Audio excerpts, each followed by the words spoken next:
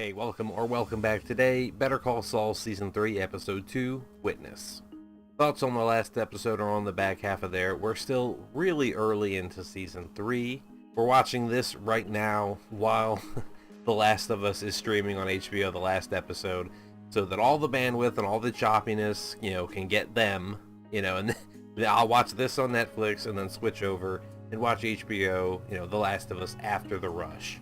Between what that episode is and what this show is, it's probably best to watch Better Call Saul before, Apocalypse finale. Anyways, it's not really the best day for me to be recording, but it was either that or there'd only be like one video this week, so this is what we get, and we're going into it. So, Better Call Saul Season 3, Episode 2, Witness. Here we go.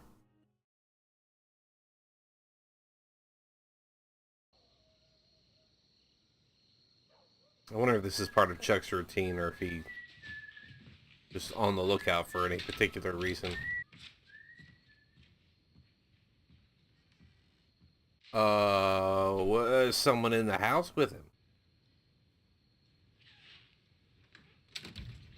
Who's that in the reflection? I hate to say it, but I think it might be time to kill the lights. Oh, yes, sir. Of course. This is a weird picking up point for an episode, like a starting off point. Who is this guy and what is going on here?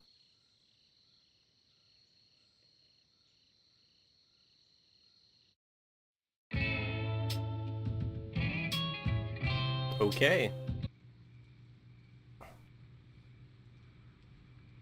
Who are these two? And then we had a new guy with Chuck. Like, who are all these new faces?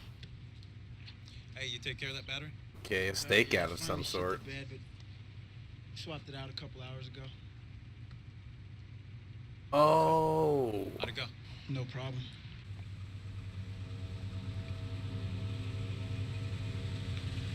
Alright, so Mike obviously tracked them well enough. Who the hell are you and what do you want? Yeah, like 3 or 4 of you all left me the same comment, thank you, explaining what he was doing with the battery and the cap, and if you would have just read that someone else typed it, you could have just hit it with a thumb up and saved yourself like 30 seconds. But I'm grateful. I enjoy the interaction despite it, being a fucking algorithm whore mechanic, which I'm not a fan of, but I enjoy conversation with y'all.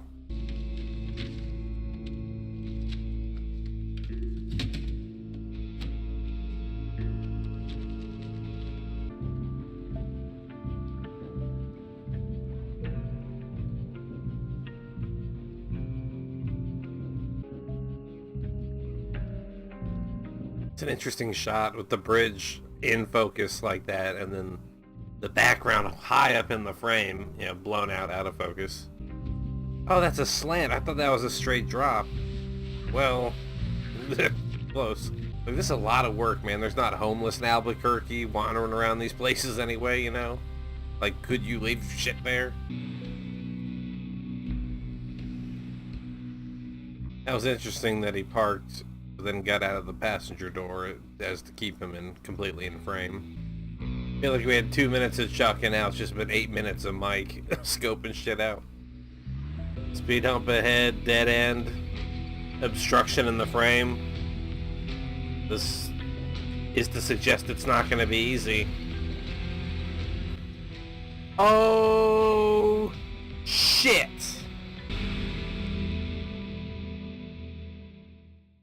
Guys, wonder if they're just planting the seed or if he's going to be a big part of the season. Hi, I'm Francesca Liddy. I'm here for the interview. Oh, Jimmy McGill. What about old folks? You get your fair share of them? Oh, lots of elderly drivers. After 75, they need to take their test again. Oh, boy. Do you ever yell at them? I mean, geezers, right? How can you not? No, I would never, no. Nor should you. That was a trick question. I was going to say, Jimmy, what the fuck was that all about? There's a bureaucracy to government work that ultimately became too frustrating. I guess what you call it, too much red tape. That's not the lady that ends up as Saul's person in Breaking Bad, is it? The one who has the flip phones and makes the calls for him. What are you doing? What, I like her. Can you start today? Don't you think we should see some more resumes? Like a lot more? But she's more than adequate. She worked at the DMV. That's like the fifth circle of hell. She's overqualified. It's a hot one out there. I was thinking of going over to Cracker Barrel because they've got such great air conditioning. Yeah, so the rainbow isn't there. Was that where the rainbow was? Because he said they're going to love it, and that's the Wexler-McGill thing. If you'd like to leave a message, Mr. Ermin Trout? Uh-oh. Trout like the fish? I hear Cracker Barrel has excellent air... This one really don't want to talk about Cracker Barrel. I don't want to talk about the specials at Cracker Barrel. I'm terrible at his voice. Assistant's a real pip. Yeah, thanks for crushing her spirit on the first day. Thank you, sir. You drive safe. You free for breakfast tomorrow? Are they doing the breakfast at the Pollos Hermanos? Sometime in the next 10 to 15 minutes, a guy in an old green Chevy Blazer is going to pull into that parking lot. He'll take a knapsack and he'll go inside. I need you to keep an eye on the knapsack. Let me know what he does with it. Oh, that's why he was following the guy, getting his pattern down, and now Jimmy's going to spy for him. Drugs? Is it drugs? My eyes are peeled. I'm looking for him. No? I'm looking at the back line, the drive-thru order, the beverage I'm looking for. In the last episode I mentioned we didn't really see trackers until the times of Hank and Gus, but I cut out and Gus. Now I kind of wish I'd left it there given where we are. See, if I'd watched ahead 2 episodes I would have known and I would have kept the Gus reference in. But I'm only 1 ahead right now, or 1 ahead of what you all have seen. Now he's getting out of the left-hand side of the car. Where is the steering wheel in that car, guys? Does he just get out of whichever door is more convenient?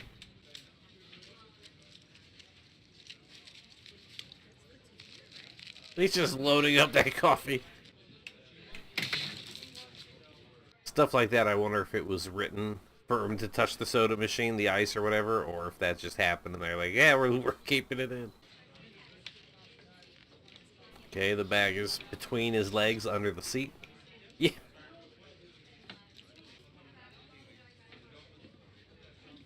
Behind him! Behind him, out of focus! You're not gonna fuck with me!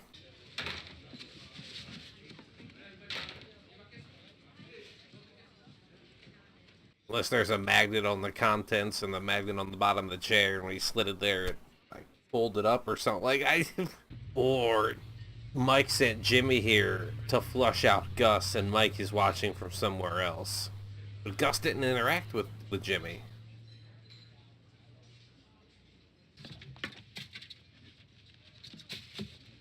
Gus is gonna catch him at the trash can where the guy maybe threw something away for him. Can I help you? His watch. My watch. May I clean this for you? We have alcohol wipes. I know, it's been in worse places. Thank you.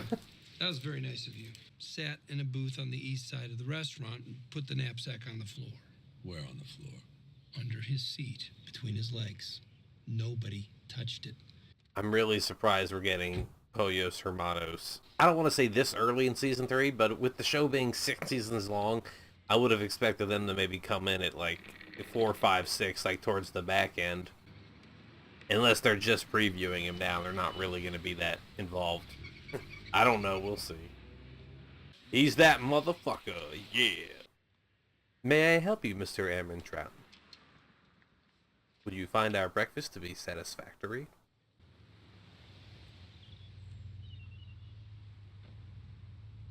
Oh, it's backwards because he was looking into his rear view with binoculars. That's interesting. Drop off around back. Oh shit! It's our box cutter friend.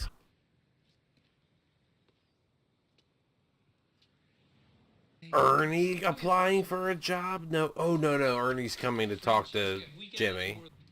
What are you doing out here? I have some information, but I don't want to get in trouble. Trouble with Jimmy? No. HHM. Yeah, Chuck set up Ernie to fail. And not Jimmy directly. Like we have a buffer, then legally I'm safe. Ernie. Degrees of separation what the hell there. are you talking about? Hello? I can't... Give me $1. Give you $1. Yeah, just hand me $1. Come on. This is where he gets that trick from, right? The confidentiality. What did you say to Chuck? Here it comes. Howard, right? Did Howard call? No, he thinks he doesn't understand yet. He thought his brain wasn't working because of the Mesa Verde of it, and so I kind of told him that he was right about everything. Because it's my word against his. Jimmy, there's a tape. Oh, he taped me? How? I don't know how. He just did. Howard said he didn't think there was a good use for the tape, but Chuck said he had one. He taped me. He made that tape for a reason, and we just have to figure out why. Jimmy's just more upset that he fucking would do that. We'll figure this out. Yeah, I know. Is that the last one, or we got any stragglers coming through? Last one. Look around. What if there's people sitting behind you? Any stragglers? Those folks love you. If only doesn't. If only Chuck did, right? Right. No, it makes sense. You were a tremendous help, Professor. Thanks for finding the time. Are they just trying to scare them into wasting time looking into possible defenses, just to try to strain them in their early, days of their firm? But you went to him worried for his mental health. You said the things you did to make him feel better, which mitigates the admission of guilt at the very least. Its probative value doesn't outweigh how... He's rolling the tape like Chuck showed him. I don't think Howard will let him near Mesa Verde with that tape. Howard knows it will make HHM look terrible. All we can do is wait for his move, then act accordingly. I think this is the plan, just to have them on edge, fuck them up. I wanted it to look like morning over the Sandias. I like it. It looks nice. Doesn't look like a stock market crash. I was thinking that earlier a little It doesn't bit. look like a stock market crash. Kim, I'm good. Maybe you will be, but I don't know if you are. You've seen him freak out on the trash can before.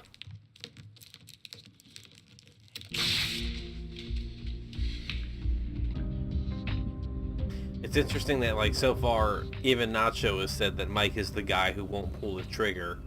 But the Mike we know in Breaking Bad kills lots of people and has killers under his wing and in his employ, and I'm just wondering when that happens, when that transition for Mike is going to be. We've seen him, set up to maybe take this shot, but he hasn't yet taken a life in the show besides the cops back in Philly.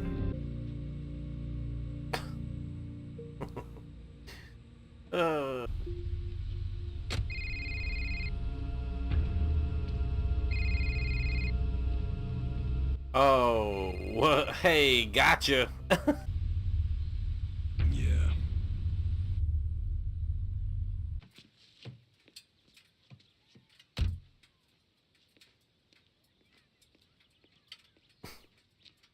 His look, his face, the sternness, the way he walks, it's such an asshole.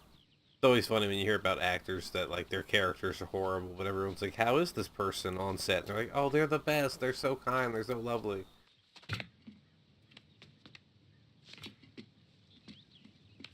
I know you have the upper body strength, you just take off the shirt. Undo the button at least, jeez.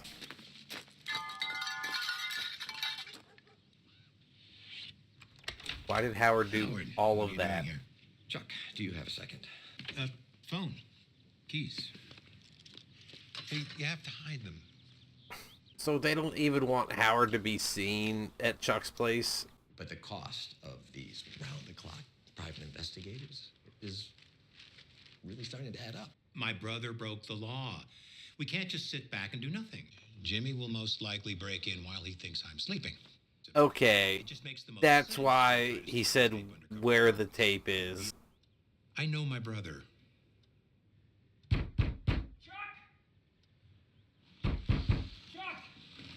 Hablando al diablo. Jimmy! You take me? My brain used to work. I'm sick. I don't know what to do. Asshole! Well, this is just proving that he is going to break in and steal it. Here we go. For this, you destroyed our family? You happy now? For what? You tell me or I'll burn this whole goddamn house to the ground! Jimmy! Jimmy! That's enough! You were a witness to what happened here? I was. And you? I'm a witness.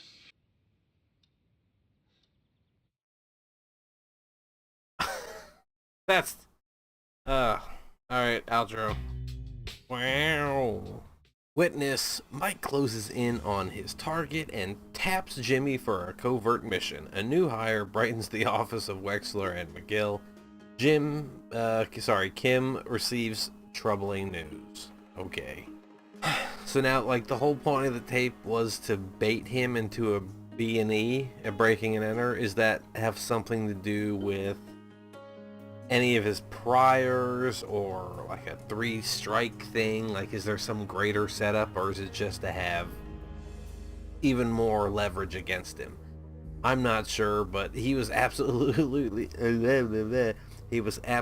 right that Jimmy would break in. It just happened during the day. Pretty sure every scene I saw her in, Francesca, I'm pretty sure that's the lady that was like his front desk person, his why can't I think of what they're called? Receptionist in Better Call Saul, the one, you know, when Walter broke the door and she's like, oh, it's gonna cost more money to fix the door. You know, the one who also called Hank, faking that Marie was in a car accident, you know. I'm pretty sure that's her. So all of Mike's running around and he's got a cell phone attached to the cap that he was tracking in the desert, and now he's connected with somebody.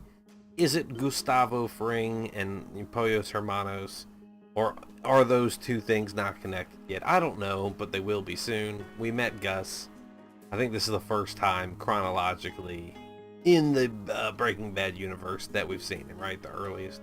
You know, I'm hoping that Ernie's okay, doesn't get in trouble or, you know, under the bus for this. Like, I remember Hugo from Breaking Bad, you know, Hugo did nothing wrong. You know, Hugo, he got thrown under the bus, so good people can absolutely get screwed over, and I'm just waiting for more of that to happen.